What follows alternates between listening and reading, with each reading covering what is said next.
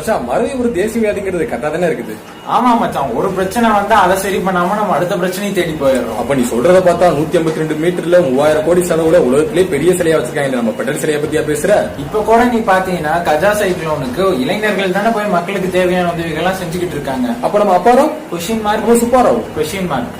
இவங்கனாலதான்டா இப்ப வெளிச்சத்துல இருக்க டெல்டா மக்கள் இப்ப இருட்டுல இருக்காங்க. ஆமா, நம்ம தாடி கூட பிரியங்கா சோப்ரா கல்யாணத்துல இன்னும் ரொம்ப பிஸியா இருக்காப்ல. வந்து பார்த்தா தானே தெரியும் மக்களுக்கு என்ன தேவை, என்ன பண்ணா சரி பண்ணலாம்னு. சும்மா சாப்பாடு மட்டும் அனுப்பிச்சா எல்லா பிரச்சனையும் சரியாயிருமா என்ன? ஆமா, இதனாலதான் ரொம்ப பசுமையா அழகா இருக்க வேண்டிய டெல்டா மக்கள் இன்னும் பிளாட்ஃபார்ம்ல தூங்குற வேண்டிய நிலைமை இன்னும் இருக்குது.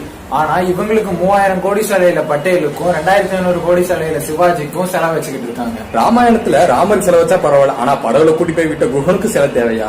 எது தேவையோ நம்ம அதுக்காக போராடுவோம், இல்லன்னா சப்போர்ட் பண்ணுவோம். நன்றி நன்றி. சமூகத்தின் சமநிலை தவறும் போதெல்லாம் சகலமும் அவலமாகும். மனிதத்தன்மை கேள்விக்குறியாகும்.